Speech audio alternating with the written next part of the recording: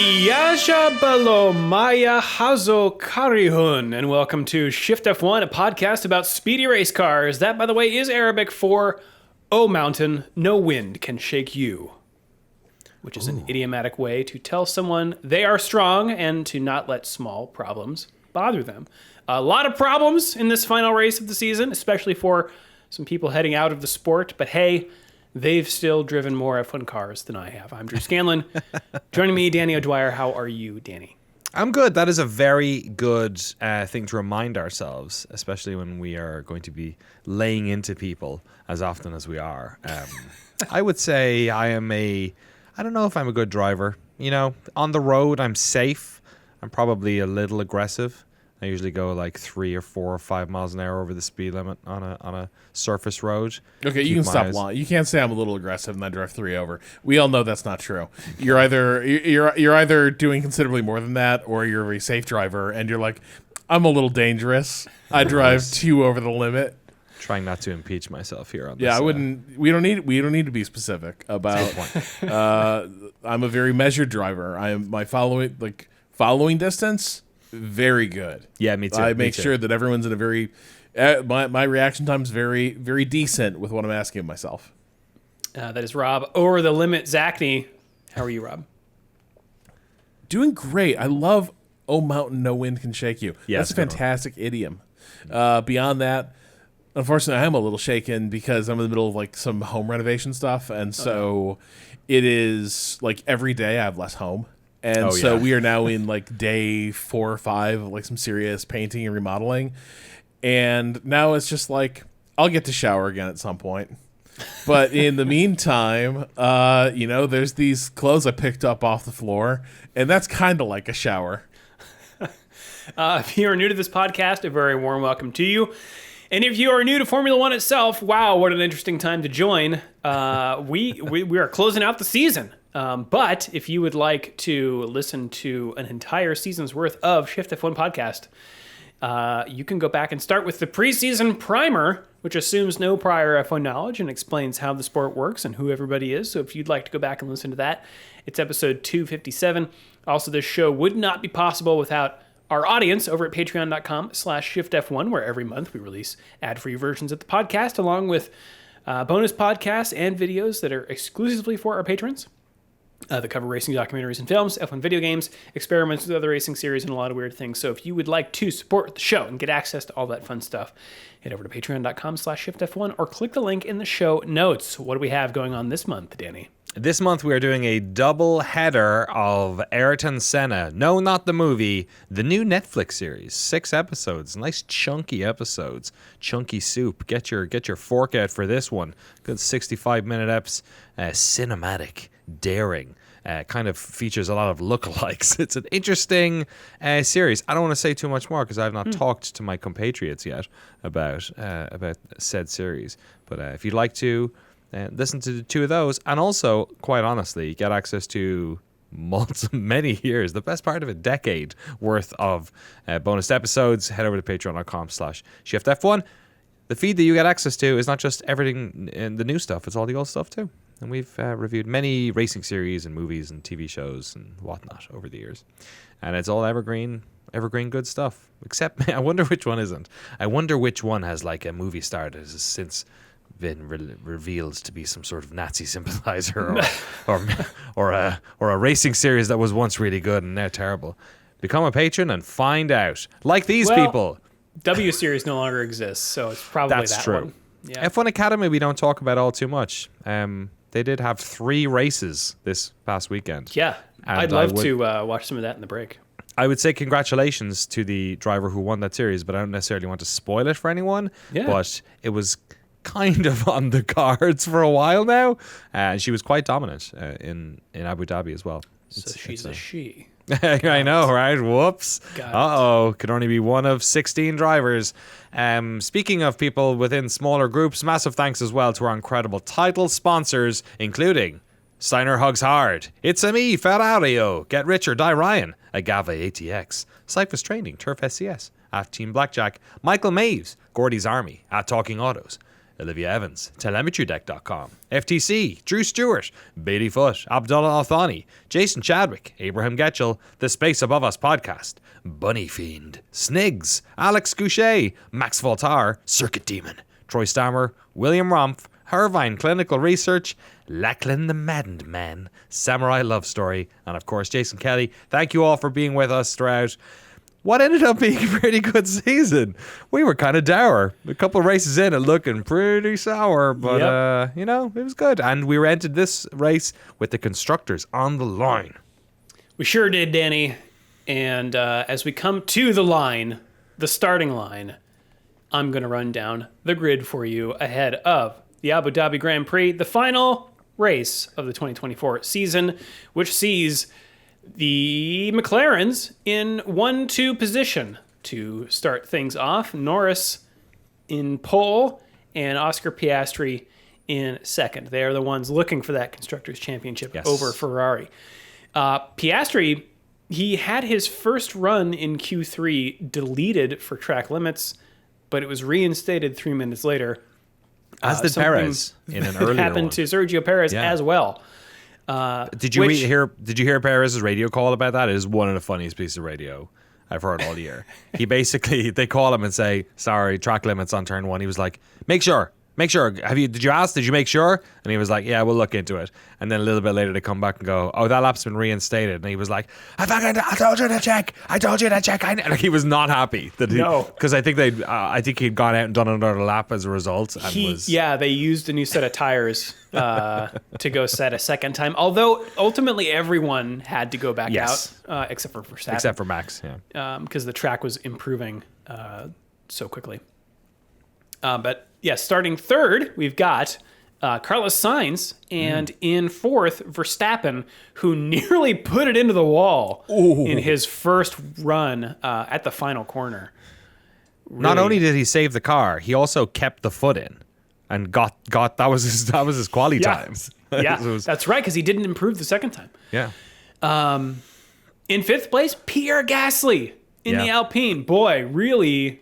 A little too late, I guess, Alpine, but the upswing at the end of the season has been cool to watch. Hey, at this point, they are fighting with Haas for that next spot. So this is that's right, of course. This is an important one for them. Entering this race, also Gasly, the only driver not to bin his car this year before this race. Yeah. So all right. No mechanics had to fix his car, as opposed to every other driver on the grid. It's amazing. Some more than others. George Russell will start 6th. Hulkenberg will start 7th. In the final runs in Q3, he was briefly on pole position. Yeah, he was. The car looking quite good. He ultimately qualified in 4th ahead of Verstappen, but got penalized. And got penalized for 3 places for a pit infringement. Apparently in Q1, he left the pit lane and then overtook Sainz and Jack Doohan in the underground pit exit road, which was explicitly forbidden by the race director ahead of the session. So he got penalized 3 grid spots for that. Yeah, big penalty considering where they were fighting in the constructors. But yeah, another car, another team who seems to have finally found some footing at the end of the season. Wondering how all that's going to translate over to 2025. In 8th place, Alonso. And in 9th place, Valtteri Bottas in the Sauber. His final race for the team. Maybe final race in F1. Certainly for the foreseeable future. Way to go, Bottas. And Perez will start 10th. He, had that lap time deleted. Sorry, that was in Q1. Then we've got Tsunoda and Lawson in 11th and 12th. This is the last qualifying session for the 2 RB boys, one of whom looks likely, or at least, I don't know which one. One of them is likely to get the Red Bull seat next year. Lance Stroll will start 13th ahead of Magnussen, Zhou, and Hamilton down in 16th place, which was surprising until we saw a replay of Kevin Magnussen heading around a corner during qualifying on a cool down lap ahead of Hamilton And as he's trying, I've never seen this before. He's trying to get out of the way, but as he does so, he cuts a corner and kicks a cone or a bollard sideways, which lands directly in the path of Lewis Hamilton, who's on a flying lap. He picks it up, and it doesn't help, let's say. It really got wedged under there. Like, it went broadside under the Insane. entire floor. Insane. Yeah. And so it was like he had like the gunwale of a raft, really, like just strapped around the bottom of his car, like wearing it like a skirt. It was a weird thing. And I wonder if Hamilton, I'm not sure. I don't think he initially knew what had happened, because when he got on the radio after that lap, he's like, oh, sorry guys, that wasn't good. I can't imagine. Does it just feel like you suck suddenly? Right. Yeah. Like everything's going well, and then you're like, man, I just fucked up that Just corner. won't turn. Yeah. Yeah. It happened. It reminded me of there was one time where I was skateboarding with my mates, and somebody kicked a water bottle, and it landed right in front of somebody as they were about to do a stair set, and he didn't fall over, but it was like, oh shit, and it like went it was like exactly between the wheels, and a bottle basically fits perfectly there, and then he kicked it off, and it was very cool. We wish we had been recording, but it was a similar thing where it was like, just sod's law. Like Magnussen had it was a weird thing for him to do, right. And then the bollard not only went out, but it didn't just hit him or go. It like got wedged, and like it's huge. They're huge. Like usually it's like these tiny things come off the cars, and it takes off like a second. 3 feet long. Yeah, it was ridiculous. Yeah, very unlucky. Yes. And then behind him, Jack Doohan in 17th, his first race for Alpine. He will be the driver for next year after Ocon was unceremoniously ditched. So then in 18th, Albon. In 19th, Charles Leclerc. He had a 10-place grid penalty for a new energy store or battery that was outside his allotment. He had made it into Q3 briefly, but had his time also deleted for track limits. Ended up qualifying as a result in P14 and then bumped down to 19th place because Colapinto also had to use some gearbox components. So the Leclerc thing, was this like, did it just break this weekend or something? Because like, I found it fascinating that like they were fighting for the constructors, and this is not a track necessarily where you can make up all those places. So yeah, I found it that a little bit. Like Ferrari were basically shagged going into this race because they needed to make up, I believe it was a 23 points, I think it was the gap. Something like that, yeah. And McLaren were first and second, you know what I mean? Right. For the first time in a while. So it was, it seemed like they were completely, had no hope. It looked like a tall order, Danny, until the start. Do you want to take us through it? Sure, yeah. Great start from the two McLarens, but a fantastic start from Max Verstappen, as we are used to saying at this stage. He started in 4th behind Sainz, but immediately is past Sainz, and then he just got a little greedy. He had 3rd locked down. Like he was ahead of Sainz by the time they're like in the second phase of that straight. This is a bit of a weird track. Like a lot of first corners in F1 are slower than this one. This is kind of like a small braking zone, and then you were on the power going up the hill. It's not like a lot of tracks where there is a deep braking zone and then you are turning and then, going down what's usually a decent straight or a medium straight into the next turn, and you can sort of get up the inside of somebody, outbrake them, but because they're not turning yet, get ahead of them. And Max just made a bad call. It was just he wasn't close to Piastri by the time they broke. The braking zone here is so small that like Piastri has already slowed down enough and is now turning in. Verstappen sort of realizes this, ends up eating a bit too much of the curb, bottoms out his car slightly. He's on full lock he knows he's screwed up. He's on full lock by the time he gets back on, and Piastri knows he's there, but isn't willing to drive out on the tarmac to not have a fight, to not get to get out of the way, and they make contact. Verstappen does a great job of keeping the car going. He does a little 360 pirouette and actually manages to join in the middle of the pack. Piastri has no such luck on the outside. Comes on the radio and says, "Move of a champion," right there. Yeah. And away we go, and it's immediately kind of game on for the constructors, because Lando's out in front. He's out in front by a good bit at this stage. But if anything happens to him, if he has a crash, a bad pit stop, anything, Carlos Sainz is right behind him in second place. So, there's you need a little bit of luck there, and Leclerc's going to fight through the pack, but Leclerc and Piastri now are also, Leclerc's ahead of Piastri by the time they get to the second turn. So, yeah, kind of in a way what the race needed, but sloppy overtake by Verstappen. I was a bit disappointed by his what he said when he pitted later on. Or sorry, when he did his penalty, because he got a penalty for this, rightfully a 10-second penalty. Yeah, this is not a lap one racing incident. They generally give you a little bit of leeway for the racing incident stuff because there's usually mitigating circumstances. There's dirty air. There's lots of cars around. Maybe you're trying to find a position. You're battling for the same piece of track. This was purely somebody going somewhere they shouldn't have and crashing into somebody. There's no mitigating circumstances here. It was Verstappen's fault. The palpable sick of your shit energy, I think, surrounding Verstappen right now, which is compounded by the fact he won the championship again. Like, people start to really get pissed when you're always winning. Like, people they hate a winner if you're the one getting beaten by him. Yeah. But there were times in this past week where I was like, I feel like the 2025 campaign has already started. People are putting markers down. And I think Piastri not moving was a statement of purpose, which is a gutsy one, because McLaren really needed him to avoid that collision and just give up the spot. We're not racing with Red Bull for this constructors. We need you to stay ahead of the Ferraris. But my take on it was Piastri was not going to see that line to a late dive from Max. We've all seen that movie too many times before. The steward's never going to make it right. He's gonna get that position. Your race is going to be compromised. And also, if Max thinks that you will be pushed wide, he's going to try and push you wide in every corner. And so my take on it was kind of Piastri is putting that marker down of that's not going to happen here. This is I'm leading the corner. I'm holding the line.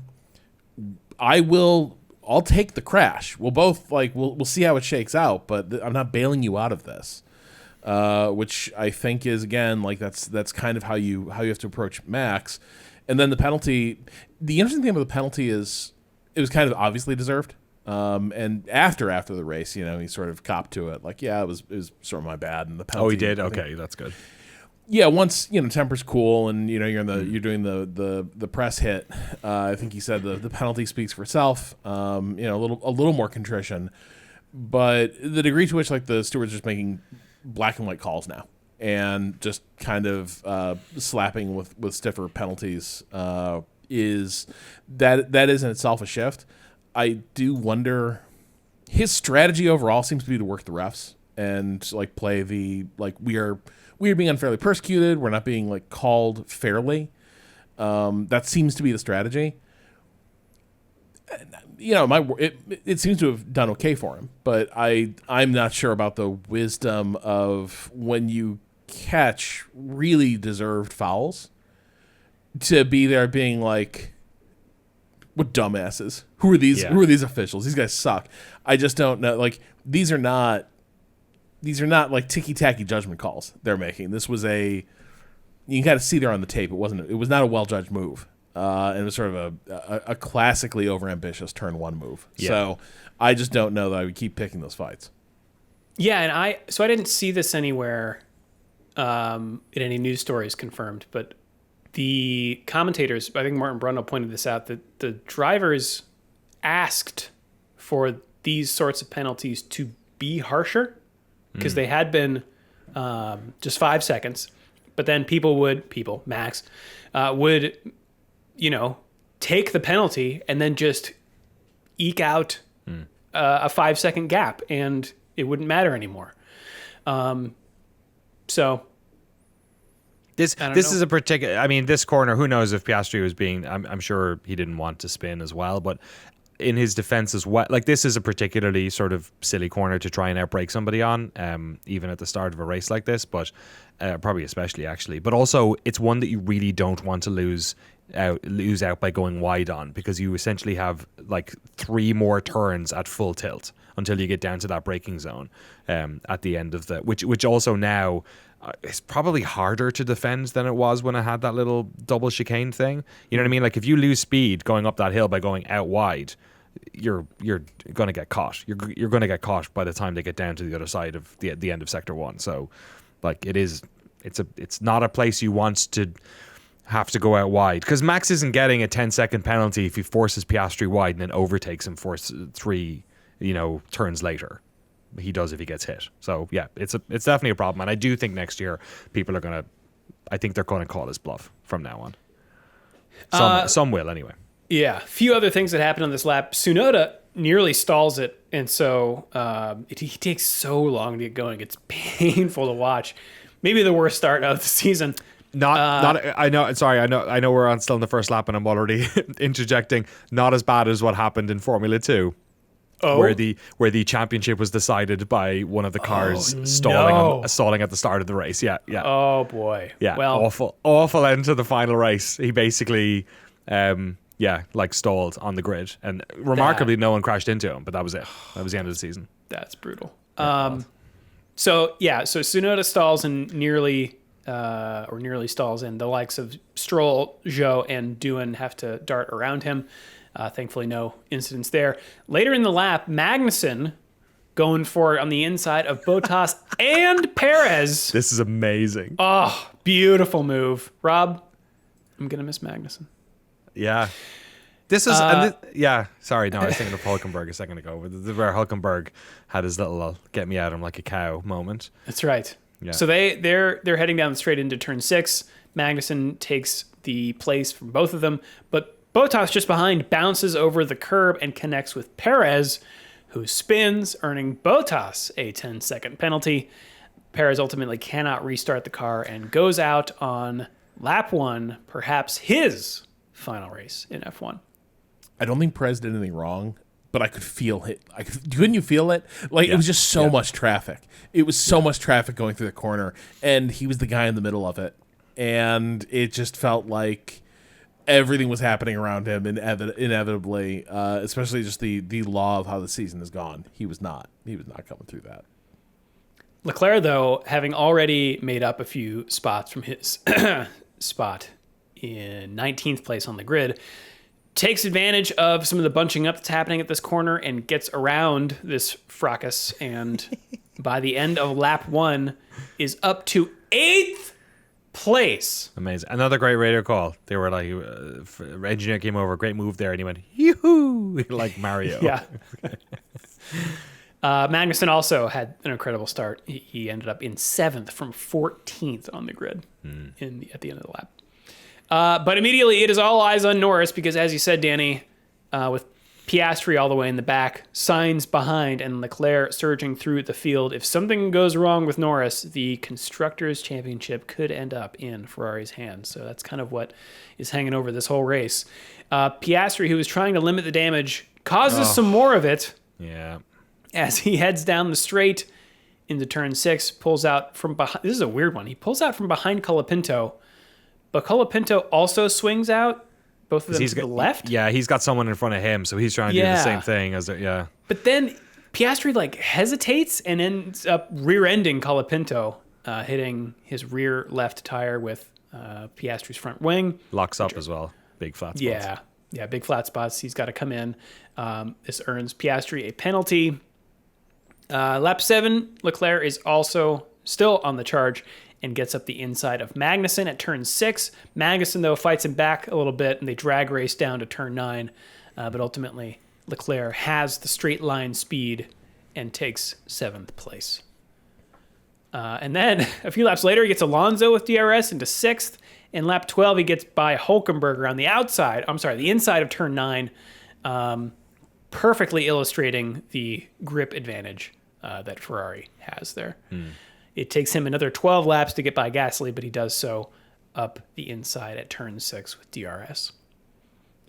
Lap 17, we get a great battle between Gasly and Tsunoda for 8th, which was fun. Gasly overtaking in the first DRS zone. Then Tsunoda gets him back in the second. This happened a few times in this race where one person will pass in the first DRS zone, then they'll get back in the second. And so people eventually figured it out that you got to wait until the second one. This happens and they fight all the way down into the hotel section, but Gasly eventually does take the place.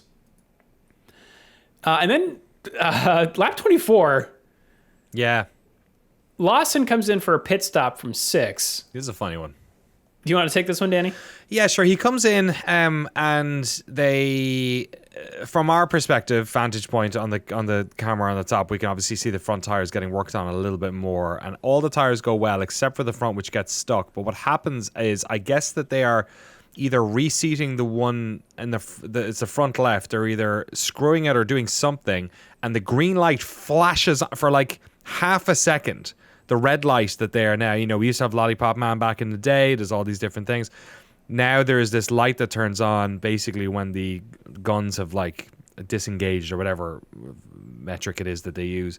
It goes like green red, like that, and Lawson goes and then stops, and of course then they are out of seat. The wheel looks like it's on as far as he's concerned. The guys are sort of like going at it again, and then he drives out of the pit, and I think it takes until he gets out of the pit little tunnel thing before he realizes, oh no, this tire is not on, and he does manage to get back. Which is weird to me because you're not supposed to. It's very clear, at least to the front left wheel gun guy, that the tire is not on because he doesn't screw it on.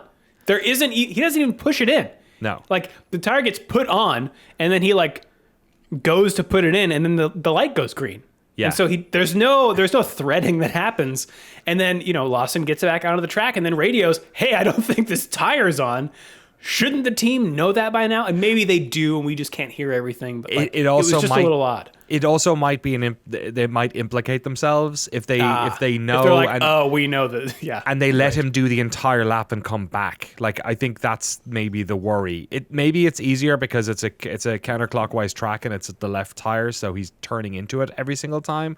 Yeah. But I wonder if that's the case because you're not supposed to. If you go out with a loose tire, you're supposed to pull over. Because we've seen that happen. I think a couple of years ago, was it? It's happened a lot. It's like I can remember a few times where people have. Yeah, but it was like stop the car. It was like basically at the end of the pit exit, the pit out road. Like it was just stop. Sorry, car's fine, but we can't let you go around.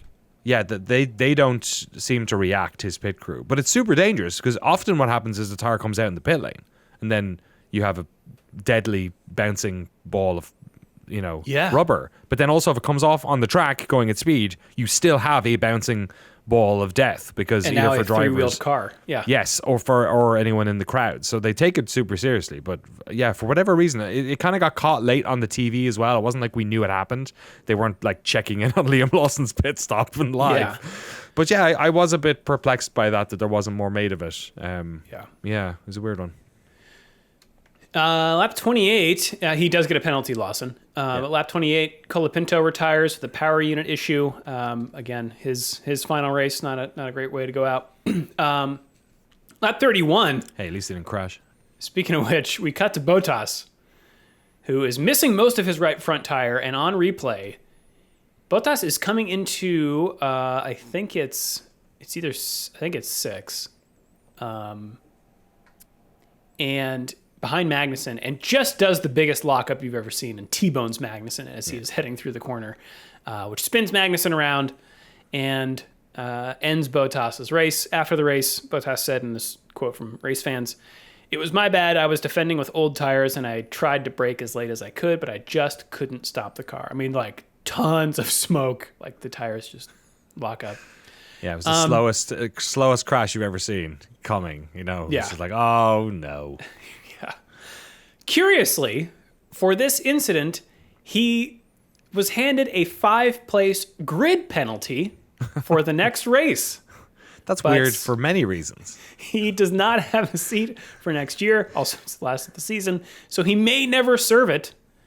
Although the rumor is that he's going to be Mercedes' reserve driver. So my question is, if he ends up driving for them, does he have to serve it then? Like 2 years hence or whatever? Makes it sound like maybe he won't be the Mercedes reserve driver if that comes with a... Yeah, God. Verstappen and Hamilton are both picking their way through the field. Verstappen getting by Alonso on lap 36 into 8th. Hamilton getting by Hülkenberg on lap 40 into 6th. And then Verstappen getting by Gasly on lap 46 into 6th place.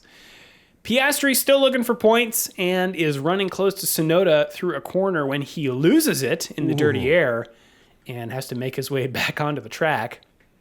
A few laps later... He's in 12th, and by this stage, the Ferraris are 2nd and 3rd, right? Behind Norris. Yes, which is not enough. It's correct. It's just not enough. In fact, Leclerc comes over the radio and asks, "Is it Yeah. enough?" And they're like, "No, it's not enough. Yeah. We need Lando to crash." or Right. I Hint, wonder hint. if Sainz overtaking him maybe does it because there's a good delta I'm between not first sure, and second. yeah. Math. Yeah. A few laps later on lap 49, Piastri tries again on Tsunoda and this time closes up with DRS and goes around the outside of turn 6, this time taking 11th place. And unfortunately for Alex Albon, who's running in 9th on really old hard tires, they start to go off the cliff and he is passed by Alonso. And then Piastri, who just makes it into the points. So lap 58, Norris has things in hand, Sainz a solid 2nd, and Leclerc having made his way up to 3rd. Russell is in 4th and has been chased down over the past few laps by the ascendant Lewis Hamilton, who is on newer tires. And when he came out of the pits, I think this is lap 29 or so, his race engineer, Peter Bonington, in their last race together, gave him one more, "It's hammer time, Lewis. P3 is possible." Go Gadget. Yeah. So on the final lap of his last race for Mercedes, his last race in his 30s, Lewis Hamilton closes up with DRS, jukes to the inside, which Russell defends, then moves to the outside and holds it out there around the long outside of turn 9 to take 4th place as he comes across the line. I'm so annoyed they never replayed it on the broadcast. Like, they showed it in picture because Yeah, they cut the away tiny to little- show the fireworks and all that shit. They wanted to show the stupid shot with the fireworks and the helicopter was sitting there. It was a bad shot for the car driving over the line for Lando, and it was a bad shot that they cut. They literally actually cut to Hamilton a second after he had done it, which was even worse, I think. And They then did have just the never picture in remembered to hit the Yeah. replay. Just infuriating. The obsession they have with, like, always show the winner crossing the line when nothing is happening. Now, Yeah. yes, the fireworks are cool, and it's the last race of the season, but, like, this happens so many times where it's like, oh man, this is like irrelevant. This is a battle for points, pride. There's stuff on the line. It's like, let's watch this guy cross the line unopposed. Yeah. There is on F1's YouTube channel a video of Hamilton's entire final lap. And then basically it stays with him until he gets out of the car for the last nice. time. So that's cool. I'll link that in the show notes. But yes, the result of the final race of the 2024 season, Lando Norris wins, handing McLaren their first Constructors' Championship since 1998, before Lando Norris was even born. Behind him, we have the two Ferraris of Carlos Sainz in his last race for Ferrari and Leclerc. Then Hamilton, Russell in 5th, followed by Verstappen, Gasly holding on to points, Hülkenberg in 8th, Alonso and Piastri in 10th. Behind them, Alex Albon, Yuki Tsunoda, Zhou in his final race, as far as we know. Lance Stroll 14th, Doohan not last in his first race. Magnussen in 16th, last of the runners in his final race. Lawson, DNF in potentially his final race at RB. We'll see. Bottas, Oh, yeah. DNF in his final race. Colapinto, DNF in his final race. And Perez, DNF in his maybe final race. Please, God.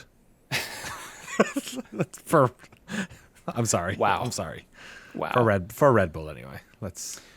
And also, a little bit under the radar, but I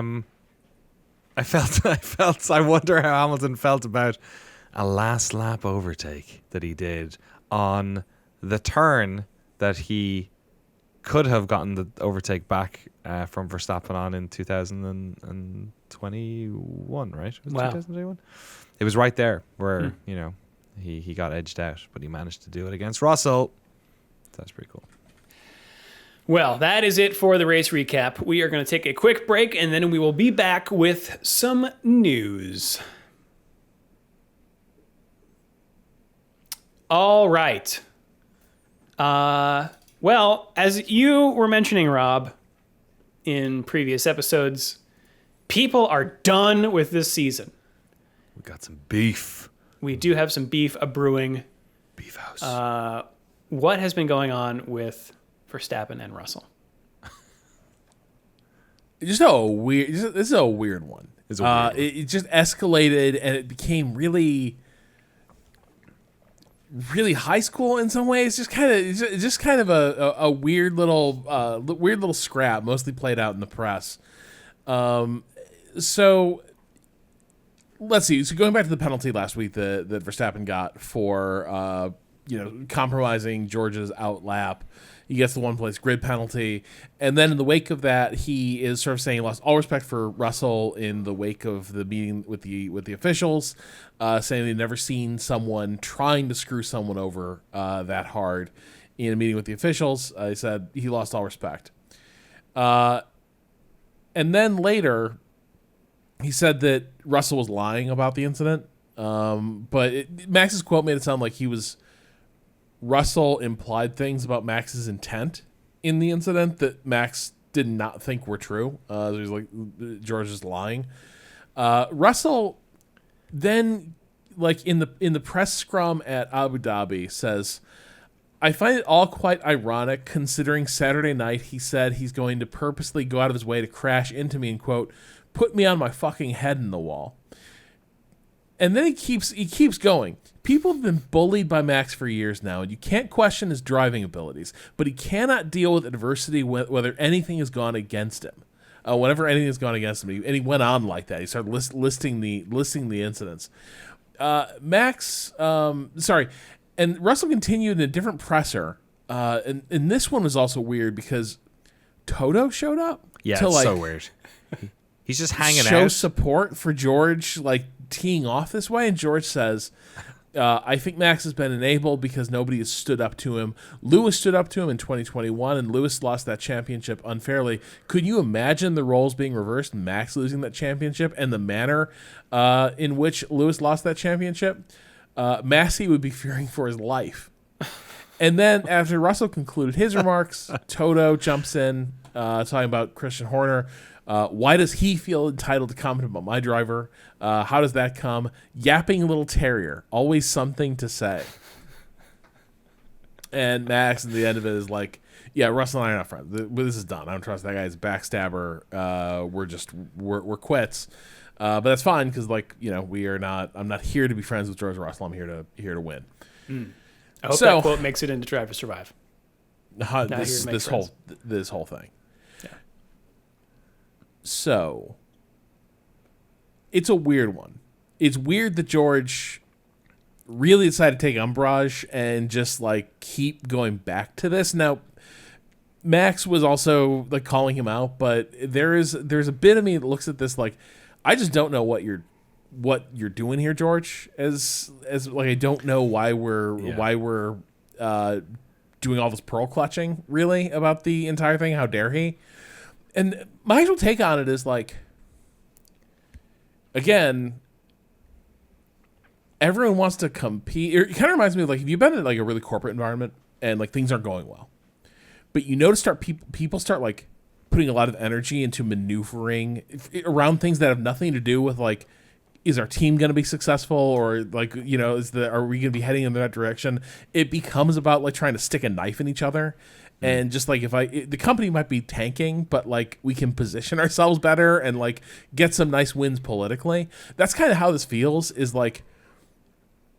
Mercedes has not had a bad season per se, but they haven't been in contention for many wins.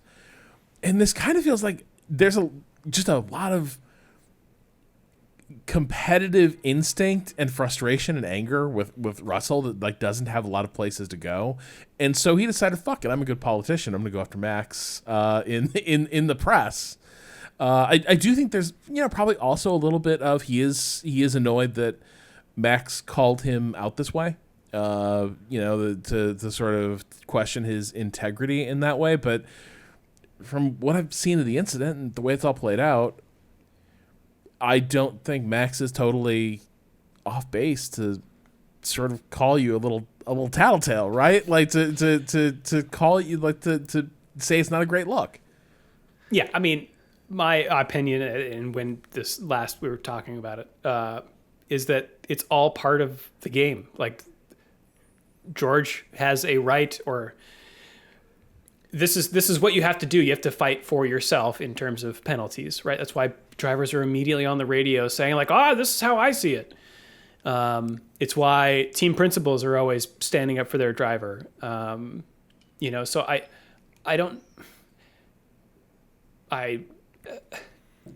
I wouldn't, as Verstappen, like, call him out, because again, that's just what you do. But also, another driver calling out that driver for doing that is what happens. So, like, I don't know. I think the one thing that makes it weird for me is that Russell is the head of the Grand Prix Driver Association. And so maybe this is... He's trying to quit. It's like him speaking from a position of authority, like, look, but perhaps not in the right. Taking that energy and bringing it outside. He does have mad head boy energy. Like Russell has like that is his. That is, and also he's a bit of an unreliable narrator. Like, you go back to the Bottas crash, in Imola. That's exactly where my head went. Yeah, there's lots of times where, like, he gets up ahead of steam and he really thinks that he's in the right, even when it's like really obvious that he's not. And it's a bit of, to me, it's a bit of a immovable force, unstoppable object kind of situation, because we know Max is like, does bully people. Like, we have heard that from other drivers. We have seen it on the track. He was bullied and by his father. We know that Red Bull are bad losers. We know that Red Bull are hypocrites. We know Max is a hypocrite. We know that whenever anything happens to them, that they're, it's always against them. And when they get the luck of the draw, that it's never, it's always something that's earned. Like, remember when Esteban made contact with Max at Interlagos, I want to say it was, and Max came and like shoved him off the like the weigh scale. 100%. I recently watched it was a couple of weeks ago. There was like a montage of all of Max's crashes over his career, and they're really interesting because a lot of them are he either had too much head of steam, speed related, just into corners. I've seen him crash in places in Monaco. I've never seen anyone crash, just carrying too much speed. And it's obviously his superpower is that he's able to push the limit that way. But then a lot of them are these super naive crashes like the one he had this weekend. And I think when you're winning the races and you're in the front, that's all good. And I think Max, more than most drivers, I think more than Lewis, because Lewis has kept his head above the pulpit a lot, even with the fact that he's been driving in the mid-pack. Like, he seems to be good at that and decent at getting overtakes and whatnot. I think that exposes Max in a certain way, and maybe Mercedes at the moment see him in a moment of weakness and went for it, but it's so weird. It's just like it's everyone else is being cool about it and being like, yeah, we know Max a dick, but he's also like, nice enough when he's not being competitive, and he's a good driver, so like whatever, we'll just like put up with it. Whereas like he's being such a little ratty tattletale and standing up and going, I'm going to defeat the bad evil, and then everyone kind of looks at him like, I don't know, man, it's kind of lame. Yeah, it's a weird. It was a weird subplot in this past week, ending with the two things aren't related, but at the start of the week, it's like, and Max is having a kid. And it's like George is mid, like, and fuck that guy. Oh, okay, well, and good luck. Obviously, best wishes to him and Kelly. Obviously, we shouldn't continue this. Yeah, that did probably take the wind out of the sails a little bit. It's interesting though, like whether I don't know. I don't see Russell making up that quote. I think it's probably more likely than not that Verstappen said that. That does sound like something that he would say. He says stupid, aggressive shit when he's angry. Like he did it in the race when he pitted, that he then regrets later. Like, this is what he does. Conferences. Yeah, it's what he does. It's part of his character. There's a little bit of if it was like Max versus like Lewis and Max versus the old guard for a little while there. Like Leclerc and Max flared up, but then Ferrari wasn't good enough to hang and have those fights like continue happening.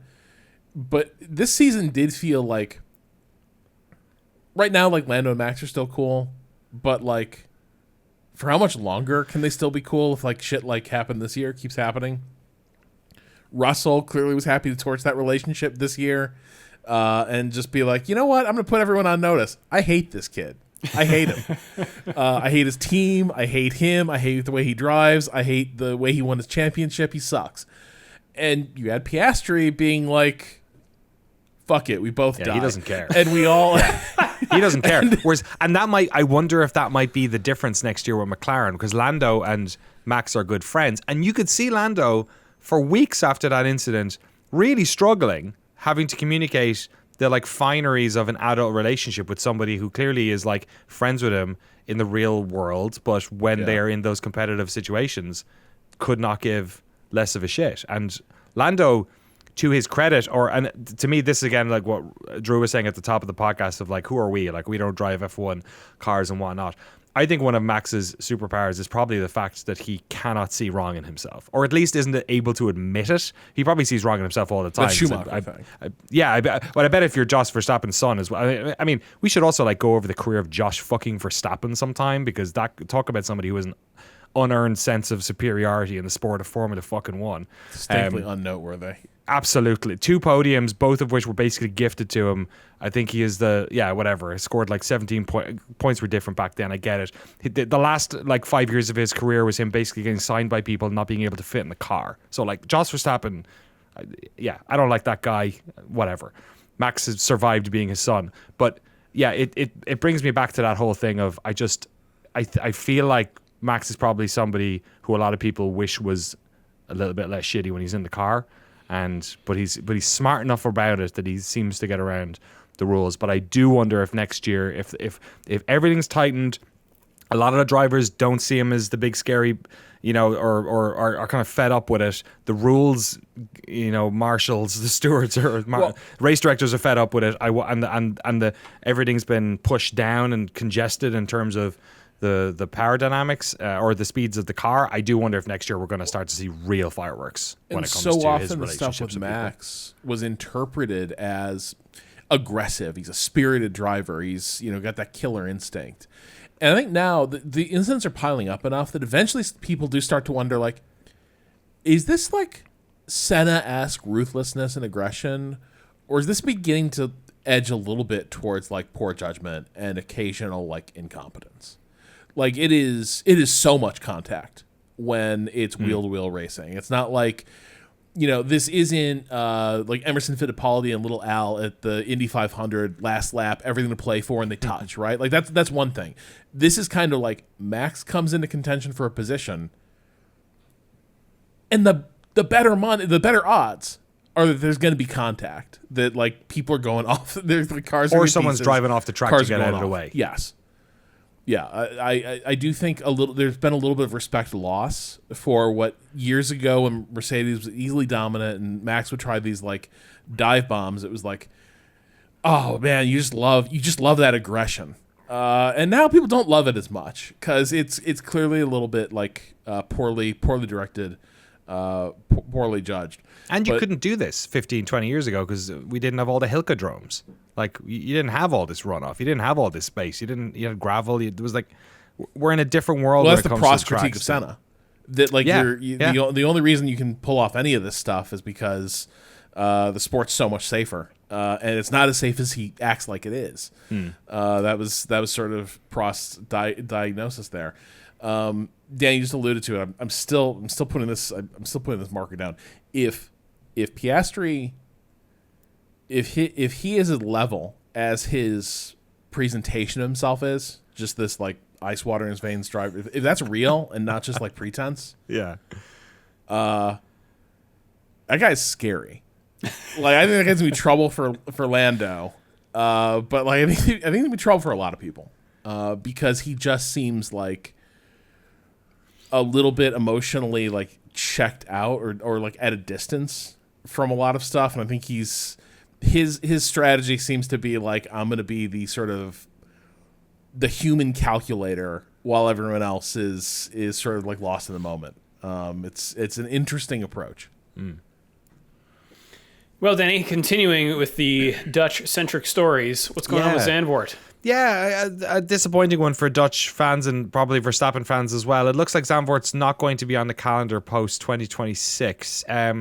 So Autosport were reporting on this one. Apparently, with this 24 race calendar, the European tracks are all sort of like vying for contention going forward. A lot of them are obviously like on the hook for the next few years, but we're talking about signing contracts, ongoing. The F1 likes to sign contracts that are longer than 3 years, like 5 years, 10 years, that kind of thing, 8 years. And we got China going to 2030. Right, yeah. That's just kind of the way of thing. And then there's other ones that they have shorter, like Spas, historically, because they've just been, a little bit less sure of the financials and stuff.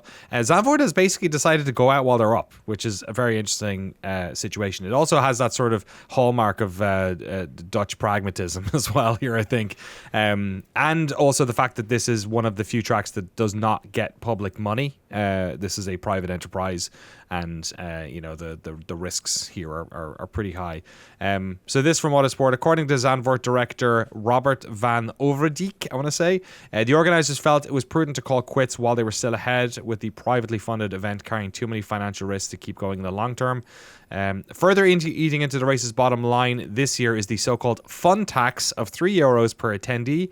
The event needs to sell out all 3 days to break even, which you can't guarantee. The fun tax? Fun tax. So that's like, obviously they've thrown in an extra £3 a ticket to basically. Who is levying the fun? That I don't think this is a real tax. I think this is just like what the organizers are calling an extra fee on top of it to make sure that they can break even, which they've just called a fun tax. But speaking of the government, plans in The Hague to raise VAT on those ticket sales from 9% to 21% were shelved last month after facing fierce opposition.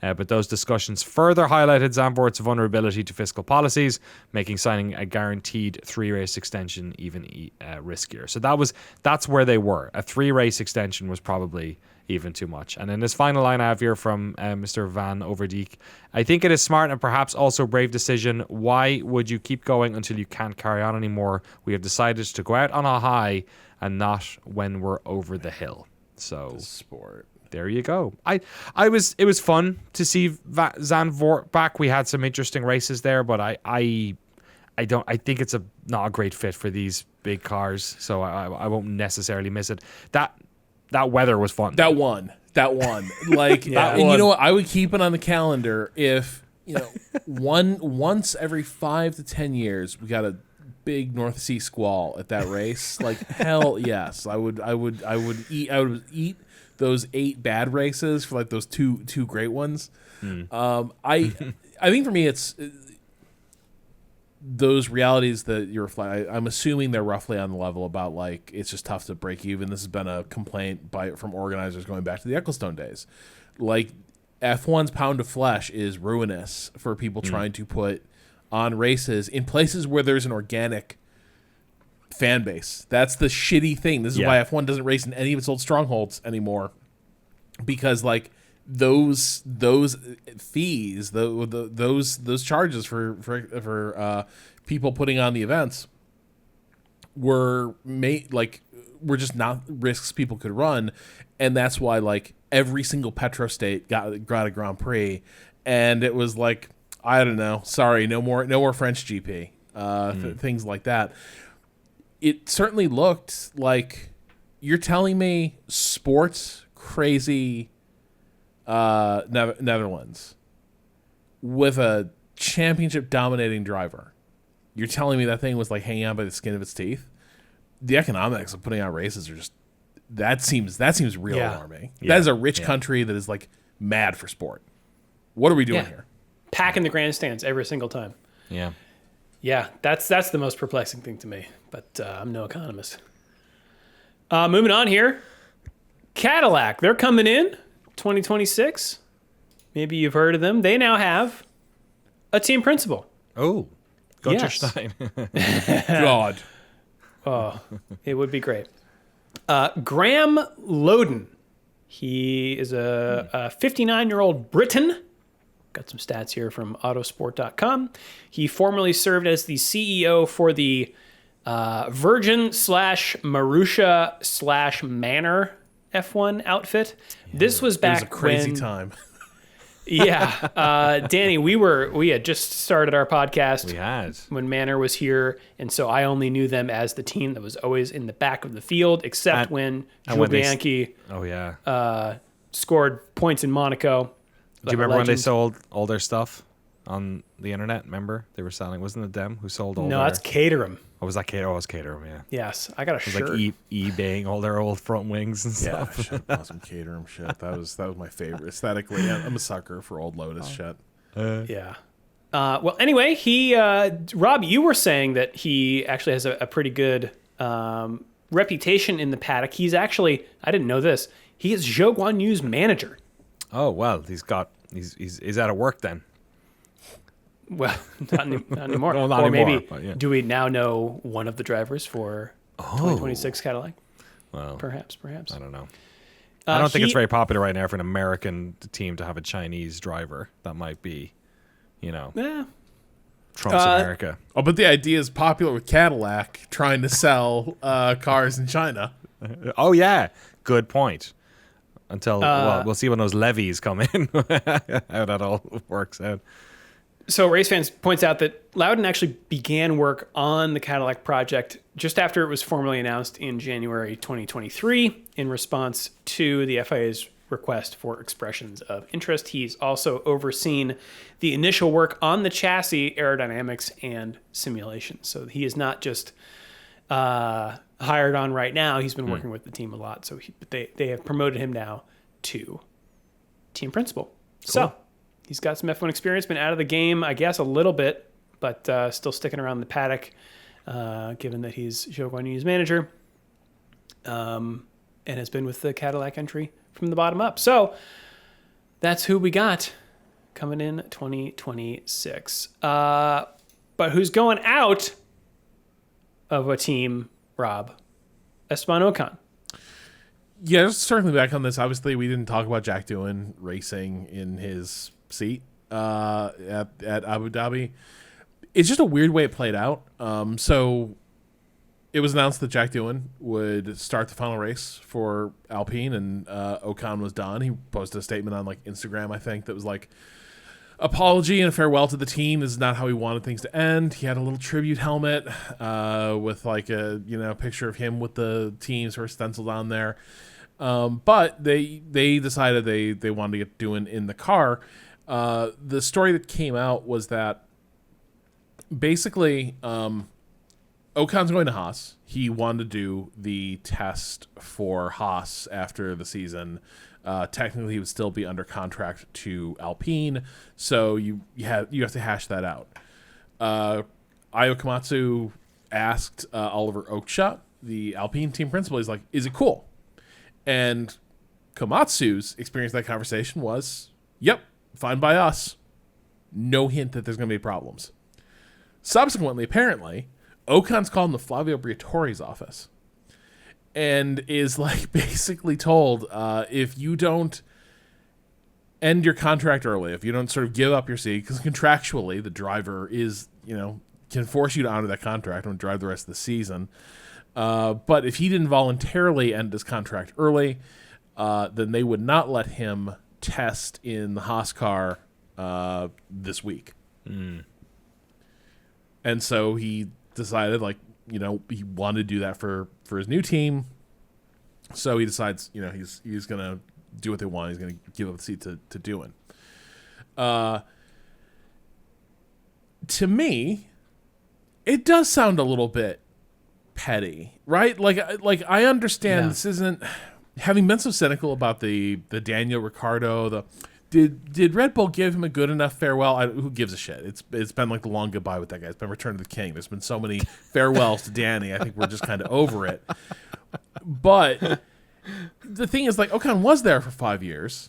He's been a pretty serviceable driver for them. I don't think it does strike me as a little bit shabby to just sort of be we need to get this rookie started. It seems, I don't know, high-handed, a bit peevish, especially. Oh, you're saying that Alpine have done something that seemed like out of the ordinary and doesn't really benefit them, and has all these weird byproducts that maybe aren't worth it? Yeah, and then the Ocon factor, like you're talking about two, like Alpine as an organization, very pissy. Lauren Rossi was responsible for a lot of it, but Flavio's there now and apparently bringing some big Flavio energy. And then you have Ocon, who's like also very prickly and has been outspoken about how much the team sucks in the press this year. So that relationship does seem like it was fractured, but it was funny watching Oakshot then like try to clean up on it late last week, where he was like, people are just making it out to be this big deal. It wasn't, we just wanted to get, he says, we have to do what's right with the team. Where I get a bit frustrated with it is that everyone's coming up with their different theories. But for me, it's straightforward. He wanted to do the test with his new team. No worries. Thank you. You've been really good with us, and we really appreciate everything you've done for us. It's in our interest to get Jack in the car much earlier. That's a win for us. A lot of people have made a lot more out of that than they needed to. Because teams don't usually do it. That's what I don't think you can get from Oliver, like this dude on the phone to Komatsu. Is it going to be cool if he does the test with us? Absolutely. So we fired our driver. We forced him to resign. The same thing is happening with Carlos Sainz. He finished the race with Ferrari, finished the season, and then the following day, testing for Williams. Yeah. No problem. I wonder, is Hamilton for Ferrari? Probably. You didn't. You didn't see Wolf being like, "Fuck it, we're putting Kimi Antonelli in the car." Right? We need and Kimi Ferrari in. being like, "All right, yeah. Carlos, you want it out of here so bad, go." You didn't want to hear so bad, but anyway, you didn't see these teams pulling this shit. Only Alpine did, and it kind of feels like that's the only team that would. Yeah, I agree. Yeah, exactly. Yeah, Cutthroat. Certainly some Alpineness going on. Whoa. Excuse me? There's a fantasy team name for you. Rob, one more story here from someone who may be leaving a team. Who can say? There's F1 a curse media here. has basically Clearly. said Checo Perez is done. Like everyone's like, it's an open, unstated but acknowledged fact in the paddock that he's through. But it's Perez and Red Bull have both said decisions will be made this week, basically about what's going on there. The line coming from Christian Horner and Red Bull has been, I think now that it's just become such an abysmal, end to his time with Red Bull. Everyone's trying to be really nice about it. So Horner is out there, saying nobody's more disappointed with the season than Checo. Obviously, following the season, we'll take time to reflect on that. This is okay. This part, he goes under the bus a little bit. We've done everything we can to try and help him during the season, all kinds of things, chassis changes, setup, working with him in many different areas. But this season shouldn't be treated in isolation. Here are the flowers. Over the period of time he's been with the team, he finished second in the World Championship last year. He won 5 Grand Prix for us. He's contributed to the 2021 Championship. Obviously contributed to 2 Constructors' Championships. But this is the quote that people sort of ran with. He struggled to adapt to the car, and the lack of points from the car has been very expensive for us. And that's just a fact of life. Like that's actually about as nice a way as you can put it from Horner to sort of describe kind of why their hand is forced here.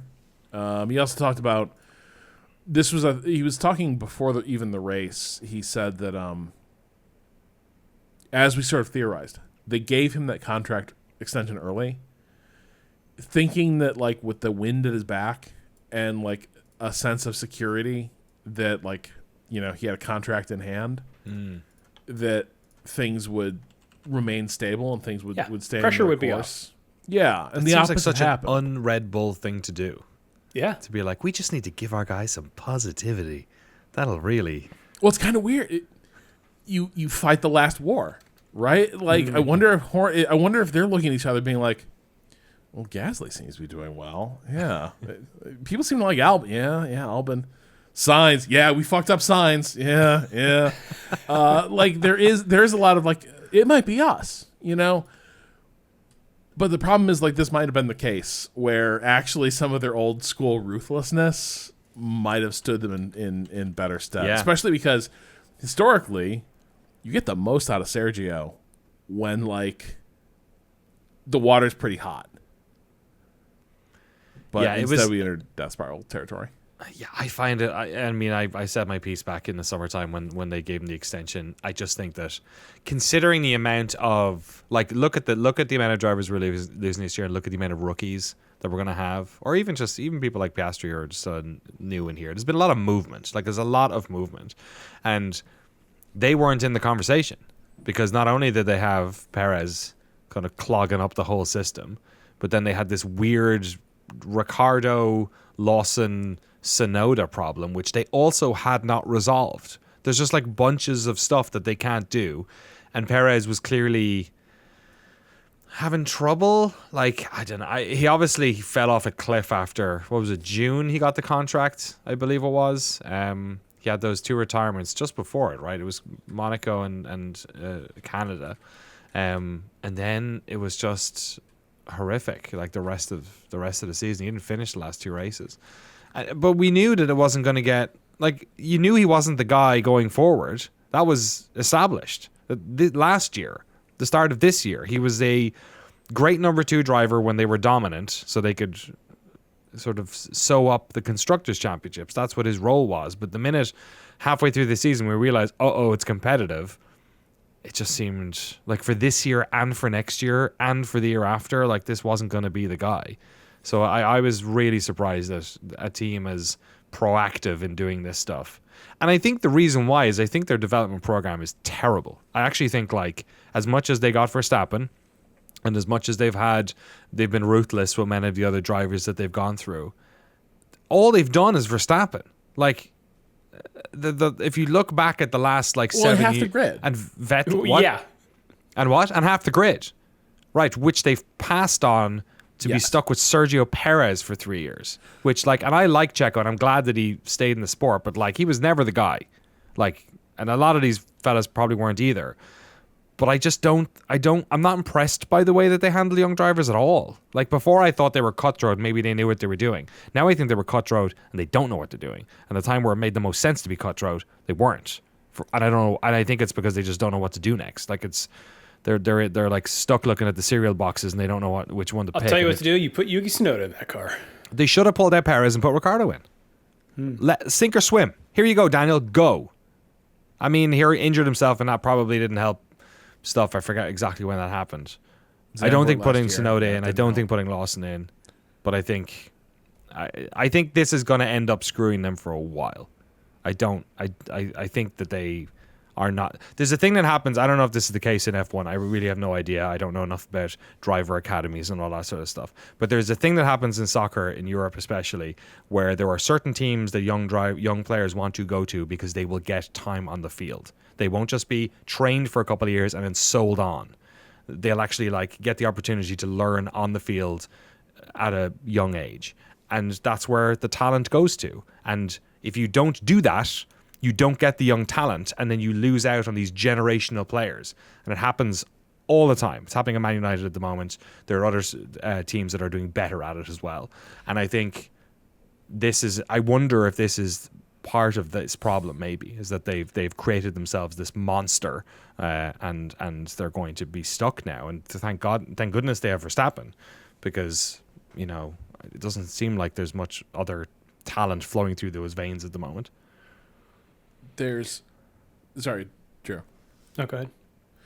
No, just, I think you could say that the France tossed and maybe the helmet Marco component of it worked pretty well, even though people have said, like, it was, look, going through the Red Bull drivers program was psychologically scarring. Like, drivers have talked about this. Helmut Marko is not a nice guy living rent free in your head. Very, very, very bad tenant to have up there. But, you know, it was effective. Was it? But who knows? Like, maybe those drivers would have been good drivers, and they actually ended up being lesser drivers because they had to go through that old man's weird way of dealing with youth. That could be, but, like, they nevertheless, like, you have a lot of current, well-regarded F1 drivers who came up through the Red Bull program. And the breakdown was the Verstappen promotion, and then Daniel leaving and trying to figure out like who to, like, everything got sort of put out of sync. The program got short-circuited, and ironically, circumstances changed so much. You know, they desperately wanted someone like Sergio, who they thought like just a stable, Steady solid hand. driver, Yeah. get us points, because we need to bag every point we can because our car isn't that good. Then 2021 comes around and the car's starting to actually get pretty good, and then they're going to be dominant. And at that point, Max could win these things by himself. That's the wild thing, is at that point, the stakes were never lower to bring someone in. But they made all these key decisions around that second seat at a time when, like, the panic level was very high about, like, their position in the constructors' standings, like, where to position the program. And so they burned through Albon and Gasly, who both seemed like they probably would have panned out if you could have stayed the course. They burned those. And then they went to Sergio at the exact moment you didn't need a Sergio. Because you could just be like, yeah, Max. And they did the thing they should have done with those other drivers. Yeah. Or maybe they had already spoiled the broth. Like, maybe them being involved in the Red Bull, like, both of those drivers ended up being much better drivers once they had a few years outside of Red Bull. So who knows if these would have been drivers that would have done better had they not been in an ineffective youth program. Albon was out of who the are we sport. pointing at except for generational talent Max Verstappen? You know what I mean? Are we pointing at Brendan Hartley? Like who Jaime Alguersuari? Like which Red Bull? But at least you get reps at Red Bull. Like Toto had to pull every Toro lever he Rosso, could or- to get Ocon in there. Yeah, having two teams helps. But that's kind of the thing. Like, other teams' driver academies are kind of roads to nowhere. If you were sort of waiting there, be like, I'm a Ferrari Academy driver, waiting for my time to shine. Lewis Hamilton, come on down. Charles Leclerc, 5-year contract. Yeah. Yep. He got to drive next to his brother in a Ferrari. That's true in practice. Practice, which was quite nice. That was cool. A lot of rookies in P1, of course, because they were doing their course required rookie in the car practice sessions. But there was lots of new faces in P1. That's right. Worth pointing out that so Red Bull's board met on Monday of this week, and they had said, Red Bull, that they won't have a decision to announce directly after that because they want to see how the results turn out from Yuki Tsunoda's post-season test, and that I think is ending tomorrow or Wednesday. Put Yuki in the set. Could you imagine Yuki and Max going into turn one? Talk about That's what I'm somebody saying. who's not going to Put give him Yuki space. in that car. Yeah. He has had years in Formula One. He wiped the floor with Ricardo. Like, he's still young. He's 24. Let's do this. Yeah. All right. Let's go down the standings at the end of 2024. As we conclude the season, Max Verstappen, of course, won the Drivers' Championship. He's got 437 points at the end. Norris is in second with 374. Leclerc in third with 356. Piastri fourth with 292. 2 points ahead of Carlos Sainz in fifth with 290. Russell ends the season in sixth with 245, ahead of Hamilton with 223. Perez, eighth place with 152 points. On his own. Alonso in ninth with 70. Gasly in 10th with 42. 1 point ahead of Hülkenberg in 11th. Double whammy for Hülkenberg and Haas there. I felt sorry for him. His post-race interview, he was like, Brazil did the damage. That was it. They just got lucky, and they did a good job cashing in on that luck. But yeah, I feel for Haas and Hülkenberg. Yeah, double podium will do it. Well, it's top 10 as well, so he's 11th, Tsunoda 12th with 30 points. Stroll in 13th with 24. Ocon in 14th with 23. Magnussen's in 15th with 16. Albon and Ricciardo both ending the season with 12 points. Oliver Behrman bringing it home in 18th with 7. Colapinto ended the season with 5. Zhou and Lawson both have 4. And then Bottas, Sargent, and Doohan with 0 points. 24 drivers competed this year. A lot of winners, in 20 cars. Yeah, that's true. In the constructor standings, McLaren seals it with the number of the beast. 666 to Ferrari's 652. Red Bull Racing in third with 589 points. Mercedes fourth with 468. And then a pretty big size gap down to Aston Martin in fifth with 94. Alpine finished in sixth place with 65 points, 7 ahead of Gene Haas and team with 58, who were themselves 12 points ahead of RB in eighth place. Williams finished the season with 17 points ahead of Sauber in 10th with 4. We'll do this next week, I'm sure, in our season finale. But you have to feel for Williams. They did well this year, but just everyone jumped them. Man. You know, they didn't. Yeah, the only Kick Sauber was the only one that was really languishing there. Everyone else was doing all right. So much crashing. Yeah, that doesn't help.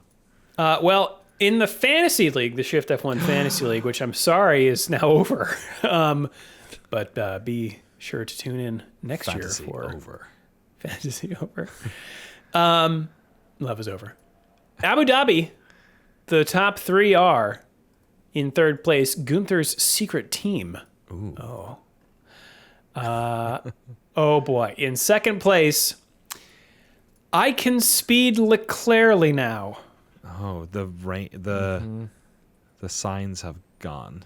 And the number 1, Stroll hats up. That's just for Abu Dhabi though, right? For Abu Dhabi. But Danny, Here we go. we had a final race change for the lead. Oh my God. The final round of the Formula One fantasy season. Here we go from 10th place. Okay, great. Top 10. Let's go. Arby's, we have the meats. It's a great name. Love it. 9th place, Brian's team now. Good stuff. Congratulations, Brian. Is it Brian's current team, or it was someone else's team and Brian took it? I think now is the sponsor. It's the title sponsor. 8th place, Stress Level Racing. 7th place, Arby's Army. That's the letters and then the word Arby's. Okay. 6th place, Pedal to the Vettel. Beautiful. V2. Ooh. 5th place, Cheeky Fernando's. I love that one. That's a great one. 4th place, Alpino Noir. Yeah, one of my favorites. That's like top 3 we've ever had. That's a fantastic name. Real Very good. Yeah. And team. And in third on the podium, Red Bull Racing. Nice. 2nd place, Mad Max Mad. And first my place, God, he did it. They did it. Stroll hats up. Unbelievable. Who would have thought we would see a Stroll winning Atop the a leaderboard. championship? Incredible. Interestingly, Stroll is not on this fantasy team. Well, color me surprised. Congratulations, Yeah. everyone, and thank you for the awesome teams and awesome team names. Always fun hearing those. Yes, indeed. Thank you for joining, everyone. You can also send us an email for our for next week's final episode of the year. shiftf1podcast@gmail.com or f1.cool/emails. Of course, we will have those Patreon bonus episodes going up in December. You can also hit us up on the socials. That's us around the internet. Danny, do you want to take it around the world for racing? Do I? I say that questioningly. Let's maybe race around the world. I just wanted to hear it one more time. There's no racing. this Okay, weekend. there's no races. Great. Let's not race around the world this time. The next race I have is January 11th. Ooh. The what is Mexico it? City E-Prix. Oh, nice. Formula E holding it down for the foreseeable future. Keep those batteries warm. Keep them right. dripped. That's right. But that's what happened in the year 2024. Danny, what happened on this day in history? December 11th. On this day in 2003, Michael Schumacher proved he was even faster than a jet fighter when he took on the Eurofighter Typhoon plane in his Ferrari F2003 GA car in a drag race at Grosseto Airport in Italy. The race was organised to mark the 100 years of manned flight and the 50th anniversary of the death of legendary talent driver Tazio Nuvolari. Let me try that again. Tazio Nuvolari, who performed a similar stunt in 1931 when he raced his Alfa Romeo HC2300 against a Caprioni 100 biplane. Schumacher won the first race over 600 meters before losing over longer distances of 900 meters and 1200 meters. Then he took to the wheel of an historic Alfa HC2300 to recreate Nuvolari. Damn it. I got the pronunciation and then decided to delete my recycling bin because I'm like, I'll never have to say that name again. Then it came up again. Nuvolari's race with the Caprioni. While Schumacher was recreating history in Italy, a young driver named Ho Pin Tong was making history in Spain on the same day when he became the first ever Chinese racer to drive a Formula 1 car. He got his chance to test the Williams FW24 after dominating the Formula BMW Asia Series. He described his experience as terrifying. Which is maybe not what you want to hear from your rookie driver. Which is maybe why we do not know Ho Ping Tong very well in the world of Formula 1. Terrifying. Very good. Relatable. Yeah, I'd say that, probably. All right, well, again, we'll have one more episode to really close things out, but final thoughts on this race, Rob? You know, it was interesting up front. Like, it felt like everything for this year was a little bit done and dusted, except for the constructors, but once Lando drove off, that felt increasingly kind of set in stone too. But having the season go on this long and then having it wrap so long before the season formally ends, like a lot of stuff that is at stake, gives it kind of a weird senioritis vibe late in the season. It had kind of an odd energy these last couple races, but it was very cool to see McLaren back on top, which not that long ago felt like it would never happen, right? That like McLaren might be in danger of falling into the Williams death spiral, you know, the House of Usher. Or the McLaren death spiral. Yeah, it's true. Yeah. Final thoughts, Danny? Yeah, congratulations to Zach Brown and everyone wearing papaya. I think it was cool at least to have a constructors battle happen. We've not seen that happened in a long time. Like we had Mercedes dominance, we had Red Bull dominance, we had one and two drivers wrapping that one up long before the Drivers' Championship many years as well. So I think it was pretty cool to see not only McLaren sort of rising Phoenix-like after a consistent, like, you know, this has been this team and this plan. And they've swapped drivers a few times, but like largely this has been the same sort of plan that Brown and everyone at McLaren have had for a few years. And, you know, this is the highest honor you can do as a team. Like to the teams, the constructor is the most important thing, especially to him, I'm sure. So, pretty cool to see that. And just cool to see for there to be some decent skin in the game going into the final race. And I would have felt bad if Ferrari had pipped them. I think it would have been, as much as I would have liked that for Ferrari too, I think it would have been a bit of a shame, especially if Verstappen had been the one to do it. There's a lot of people who I don't think he is to blame at all for the Michael Massey thing, but I think if he had taken out Piastri and Ferrari had won the constructors, oh my God, that might have soured some people. So I think maybe it's probably in everyone's best interest that did not happen. So yeah. Anyway, it's kind of wild seeing the. Go ahead. Yeah, it makes me more excited for next year. I just think the bullets in the chamber on this one. We're in for a fun one, I think, next year. Yeah, maybe. The shot of everyone back at the McLaren Technology Center watching that first corner going like, no! Yeah. Good scenes at the end. All right. Ticker tape. Yeah. All right, well, if you would like to support the show and get access to all of our bonus episodes, the ad-free version of the podcast, and the official Shift+F1 Discord, you can do so over at patreon.com/ShiftF1.